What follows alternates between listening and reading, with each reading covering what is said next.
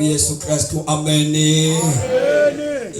Sengichaziwe ke ubani ngokwaxhingana ifani ikhaya lami lokuzalwa lilapha kwilali yaseSlito apho ndizalwa khona ndakhile apha kwaGqathula ndingumntwana kaThixo ndamamkela uYesu kuba abe inkosi nomsindisi wempilo yami.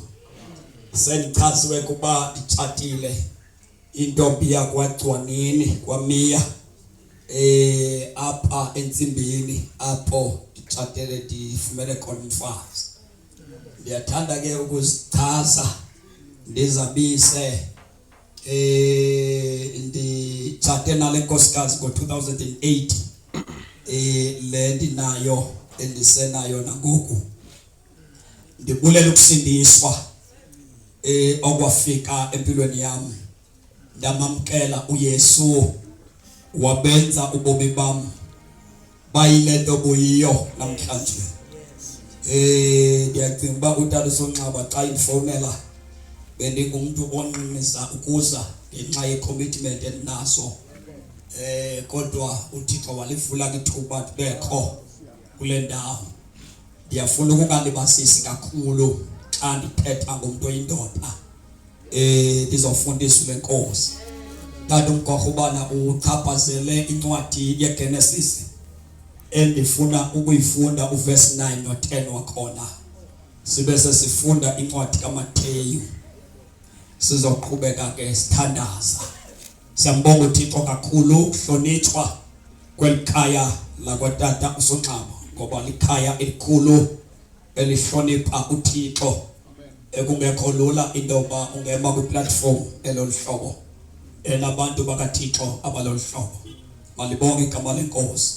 Cela ke siwafunde lamazwi alapha kule ncwadi yeGenesis chapter number 17 wakhona. Sawuthatha nje uverse 9 phaya no10 then sibe sesiyathandaza yegama lenkosi yethu Yesu. ugcina lo mqophiso awenzayo uThixo uwenza noAbraham.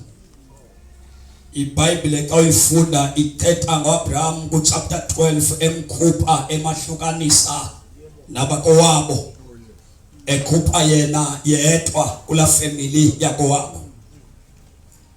Uthi ke uyakumbonisa ilizwe uAbraham ayakuhlala kulo, amsikelele amnike nenzala eninzi. Kodwa kule ndawo esifunda kuyo Abraham xa edibana noThixo thetha naye wayena 75 years. Kusuthi uThixo besehambe noAbraham for 24 years uma ezakwenza lo mqophiso naye phakathi kwakhe. uThixo lithi iBhayibheli njengoba ebefesa uverse 1 no2 ukuba uThixo le athi kuye hamba phambi kwami ube ngogqibeleleyo, kuba uThixo akenze sivumelwano namuntu engaqalanga ambeke kwiposition yena Thixo akuyo. Igama lenkosi malibonge. Lithi uThixo akanasivumelwano nomuntu engaqalanga athathe lo muntu ambeke kwiposition yena Thixo akuyo. Bakhona abantu ababizwa ngoba bayakholwa kodwa banasivumelwano noThixo, kuba uThixo akenze sivumelwano nabantu engaqalanga ababuyisele kwiposition yakhe yena enguThixo. Le ndoda ebhala lencwadi yeGenesis ebhala isincwadi sokuqala yindoda esivile iba idibene noThixo iselusa impahla emfutshane kayisesa. Alibonge igama lenkosi. iBhayibheli before uThixo athethe nale ndoda wathi mayibona uba iyasondela kwela tsholo litshayo, wayibona uba le ndoda ayifani naye. Wathi ke ungasasondela kuba lo mhlaba ofuna ungena kuwo ngumhlaba ongcwele, kufuthi ungena kwi-territory yam. Uthi ke khulula imbadada ezo before you enter into my territory. Alibonge igama lenkosi. Xa uzongena kwi-territory kaThixo kukho izinto efuneka uzikhulule udade ukwazi ukungena kulethu uThixo akufuna kuyo. Ya sifuna ke apha uAbraham uthetha noThixo uThixo akasenzanga isivumelwano naye xa esamkhupha endlini yakhe. Wahamba naye for 24 years. Simbone vela xa ina 99 years ayikenzeki nenye kwizinto uThixo bezithembisile.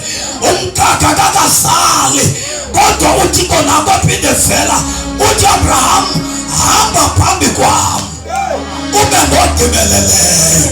Ndithi kuno ungasumayela kodwa unasivumelwano noThixo awungekahambi phambi kwakhe ngogqibeleleyo ungahlabelela kodwa isivumelwano uThixo akasenze nabantu abangekho ndaweni.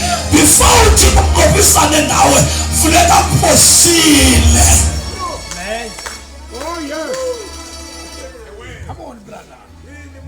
Hamba phambi kwami ke ube ngogqibeleleyo. Kushuthi kuyenzeka umuntu agqibelele, kuyenzeka umuntu agqibelele esemhlabeni, kuyenzeka umuntu lo abe msulwa ekulamagatha ahlabayo. Kini kuyenzeka umuntu lo akhonze uThixo ngokugqibeleleyo angekangena ethuneni. NakuThixo ethetha amazwi hamba phambi kwami ube ngogqibeleleyo. Abraham hamba phambi kwami ube ngogqibeleleyo ungasoleki. Yemathela umhlaba onje kukho abantu abangasoleki. Kulo mhlaba onje kukho abantu abangabanyulo. Kulo mhlaba ofana nalo kukho abantu abangabaholi. Balibonge igama lenkosi. Sifutshose ethetha ngokwakhe. Le ndoda hamba phambi kwami ube ngogqibeleleyo. Ikalapha ke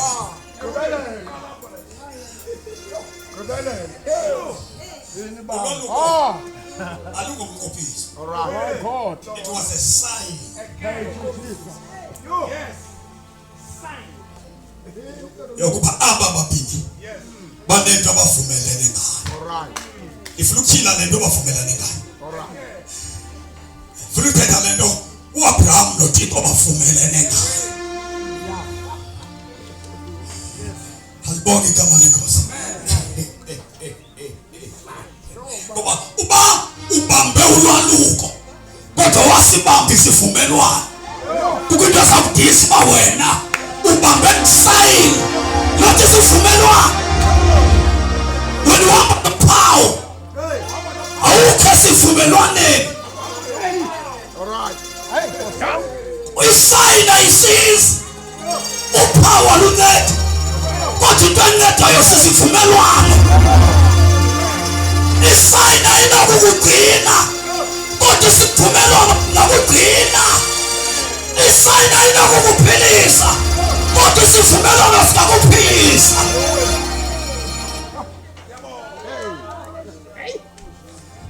Yini leo Abraham noThixo bavumelane ngayo. Sesizinto zimbili. Hamba phambi kwami. Ubegqibelele. Ungasoleki. Hamba phambi kwami. Sivumelwano esi. Uyavuma Abraham. Ndizongasoleki. Ndizohamba phambi kwami. Kuthiwa ke masenze ke iphawu. Lokuba wena undivumele. Thina sobabili uvumile. Ngandithe Abraham hamba phambi kwami wena wavuma. Masenze into ezogcina lento sivumelene nayo. Verse number 9 yathandaza. Uthi uverse 9 lo befunda. Verse 9. Wathi uThixo kuAbraham, wena ke umnqophiso wami. Wena umnqophiso wami nakho. Ugcina nembewu yakho sinqophisene. Abraham uzawuba begqibeleleyo. Futhi uzufonela. Wavuma Abraham. Wathi uThixo ke nathi into ezakwenza. Ngithembe lento uyithethayo. Ngophiso awukho ngaphandle kwegazi. Ngophiso awunowenza igazi lingekho. Ngophiso ucindezelwa ngegazi. Wafuna igazi. Iniyabangela kwelukwe ligazi. Iniyabangela uba kwelukwe kufuna isayini yokwaluka pha.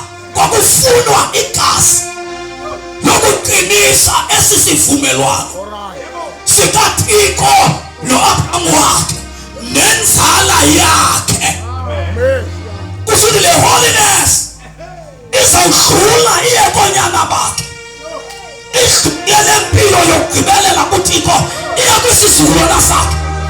Idlule impilo iya kwisizukuzuku sakhe. Kushuthi emlombeni kaAbraham isono sikho. Akulandwa Abraham isono sasiba. Akulandwa konyana baAbraham ububi abukho. Ukonakala kukho. Ngoba isivumelwano sithi sizohamba noThixo ngokugqibeleleyo. Sizokhonza uThixo ngokugqibeleleyo. Sizophila noThixo kwilizwe lenkohlakalo. Thina sikuvukelana naye siyokwenza intando yakhe. Wathi uThixo makube khona isayini.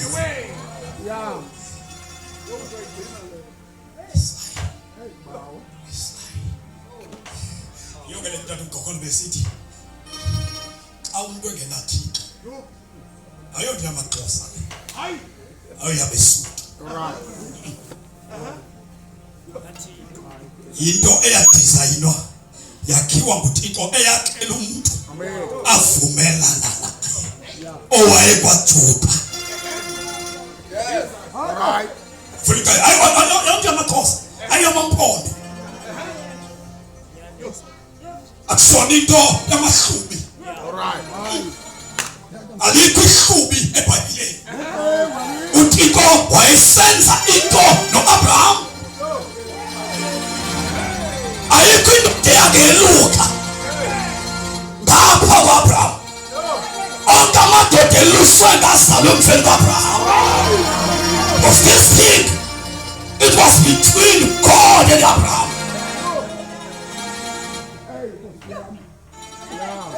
That is why abeyenza bafaka utshwala olungekho. Yenza isiko ilosiko.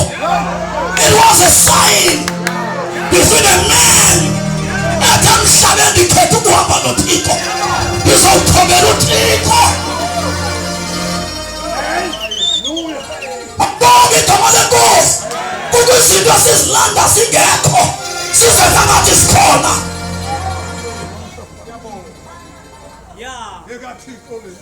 Lento yaqala ngumuntu osibophelelayo ethi amadoda onakele emhlabeni. UThixo wavelela loo ndoda futhi naloo ndoda ibhayibheli xa ifunda kakuhle yayiphakathi kwezithiko zakohayo. Le ndoda yayikhonza izithiko zakohayo. UThixo akavalelwayo, uThixo akavaleleki ngqo. Wafohla kwindoda engazange iphangaze. Wafika kowayo le ndoda inabafowabo. Yabisa Abraham yedwa. Yathi Abraham phuma endlini kayihlo. Walibonga igama lenkosi.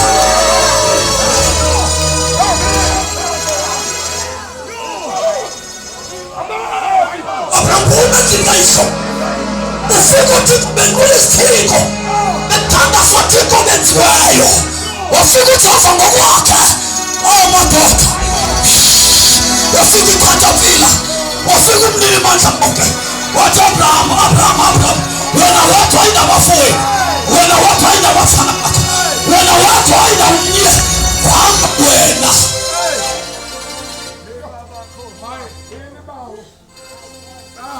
Uthi ke uThixo. Nansi into omawuyenza. Ukugcina esisithembiso samnawo. Wonke umuntu oyindoda makeluswe. Kufuneka igazi liyawutwina lomqobiso. Akube khona inyama esuswayo.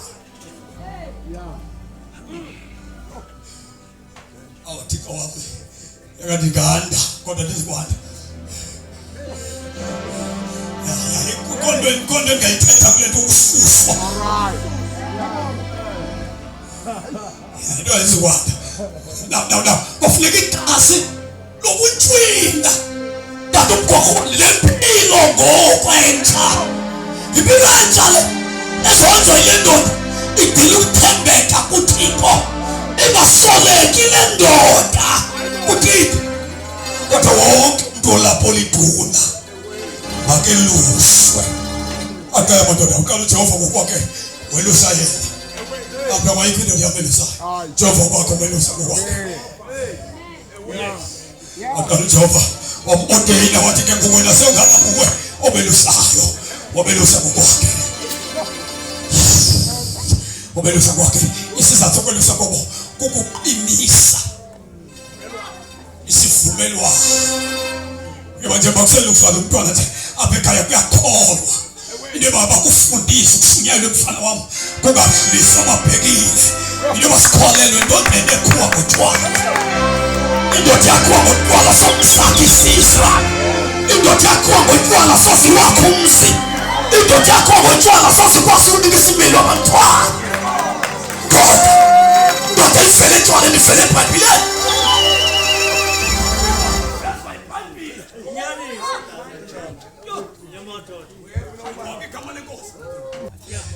uAbraham egqiba kwenza isibhambathiso nomqophiso kwafuneka isayini.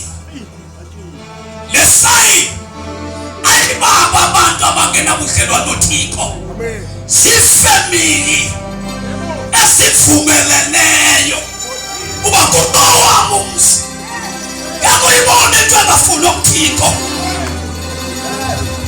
kodwa ke ngabo aba esilenda bathathela isiko likaAbraham bahambe nalo ngesikhathi besaluswa iswa ubudlelwane babo noThixo. Ulwaluko belungabenza amadoda ulwaluko wasesayini yokudaba basenento yokwenza noThixo basasigcinile isithembiso. Ulwaluko xa isithembiso singagcinwanga besibenza abantu balwe noThixo kuba abantu bephula isithembiso bagcina isayini yaso. Isithembiso basiphule kodwa bayekanga ukuzenza izinto zikaThixo.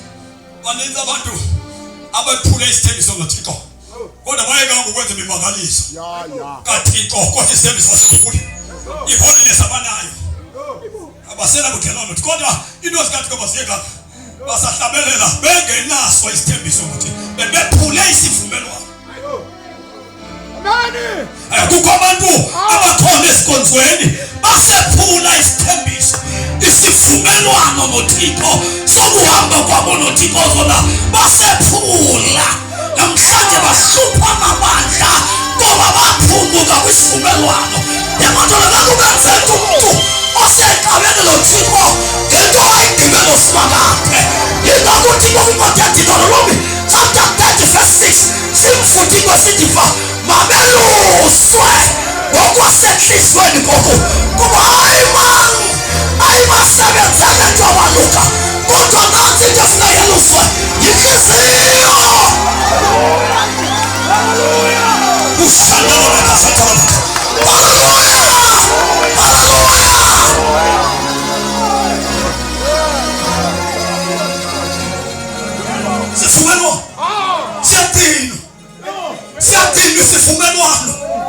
Isivumelwano noThixo wasenzayo siyadinwa.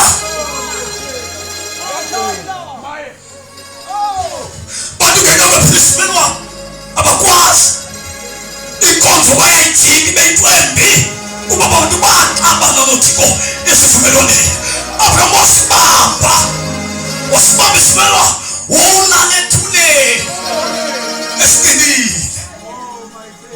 Ofela kufela isizukulwana ngesizukulwana zavela zibambe isayini zilahle umqophiso. Cela ukuthandaza ngalena ncwadi kaMateyu ku-26 kuyathandaza. Mina noJesu wami savumelana noJesu wami savumelana na Yesu.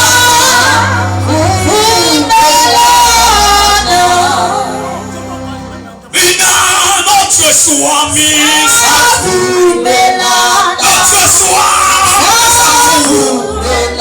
savumelana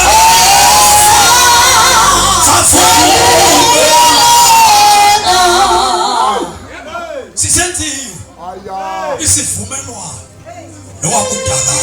Yebo. Nethamsa kamfundini ukuzalwa emzini nje. Nehlahla ngoba baba. Nasaza ngomadoda yinja. Uzalwa emzini nje. Hey, ehlahla lo mzini. Sethuswa ukunuka kumphansi. Hey! Sazala thina sibhadlela ejwaleni. Yemadoda thina sibhadele kubo utshwala. Esikaphumeli ngaphandle sibhadele kubo utshwala. Kunuka phezu kwethu. Ndithi kwa baba meni basabantwana ndithi nethamsanqa hayi kuwazange ndithengiswe emabhekileni. Ngabe kwizandla lathandazelwa. Ngabikela kumdali wenu. Nethamsanqa fana kunethamsanqa kakhulu. Ngasola imali. Kalendo kukhuthuka lendlela. Hamba kuthwa lendlela. Emodo ngasola mfana ngasola tu utshwala bakhe. Utshwala buyalimaza. Alright. Andiyazi lento yokuba kusenza umuntu kuthiwa kwenziwa isiko Hayi nama ndiyazi. kuthiwa kulungisa umuntu kodwa kube kuthiwala Hayi nama ndiyazi. kuba lo muntu wayeceba amasiko wayebheke phi uthi xa kulungisa umuntu alibonga igama lenkosi alibonga igama lenkosi Hallelujah. andiyazi le ndidibanisa ukulunga komuntu kubekho nesibulala somuntu elilizwe likake kangaka nje utshwala bungunumber 1 usebulela thina ukufika kukaYesu nina ningathonga abazali benu ningasuki imali kule nto le nto iphilile gogo iphilile le nto sinandwe kude thina sasigabhule kubo kwafika uYesu indoda yasezulwini kwafika uYesu indoda yaseKhalvari kwafika uYesu kwafika uYesu ikawe ingekafiki kwafika uYesu wafika uYesu wathi fit enhliziyweni sabe nesivumelwano naye asithi Nkosi njengokukhonza ngalo mzimba wami ngoba ugcwele akuyi kubakho ntombazane endiyawulala nayo ndingathathanga nayo abuye ungalo utshwala kulo mzimba ndincede ndibhaptize ngomoya oyigcwele sikhomiselo madoda uthi nawusihlila sivuse ubomi bakho sikhomisiselo esingafani nasiselo isiselo somoya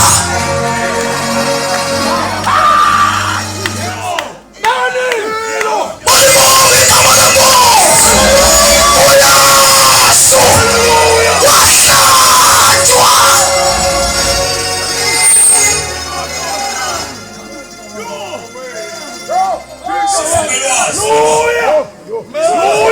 andiyazi uba ukhonza kangaka nje sithini isivumelwano sakho noThixo ayinekawu noThixo sithini isivumelwano sakho noThixo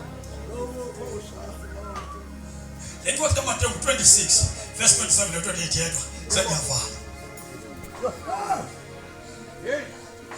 Verse 27. lona linamandla lona linamandla lona linamandla oh igazi Verse 27. ya Wayithaba akesitizana zethu bawubona uba lo mqophiso wenziweyo unakho ukufeyila le sayini le kuba le sayini ihambe madoda namakhosikazi ayihambe kuba amadoda akwazi ukukhonza athanda abafazi babatsalele kwizithixo zamawabo Alright. ngoba abeluswana bonke kube sekuyintroducwa umqophiso omtsha umqophiso wesibili uThixo wenzile wenze nemali elivela kuKristu umqophiso wesibili wenze nomqophiso wenza nemali uKristu igazi aliphume bandleni Alright. lizaphuma kuYesu nowesibili umqophiso wenze nendoda esalwa yakhawulelwa esonweni wachitha igazi lamadoda onileyo kodwa lo wesibili kuba lo wesibili upermanent lo wesibili awuzutshintsha lo wesibili awuzuguquka wathatha igazi wafuna indoda ezozalwa ngokwenta uAbraham wathi amesona tata umgorho uba kukho into esingayihoyiyo phaa ethi inzala yomfazi yowunyathela intloko yesitha inzala yomfazi, not inzala yendoda, inzala yomfazi. Kufuthi lo uzonyathela inhloko yomtholi uzobenza salo kudoda. Akuzukwenzeka nhlangano katata nomama, uyawufuna nje nethi umfazi.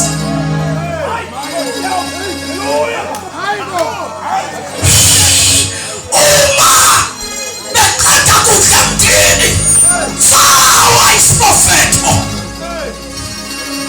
sathi inzala lowesifazane uyayinkoboza inhloko uthanda.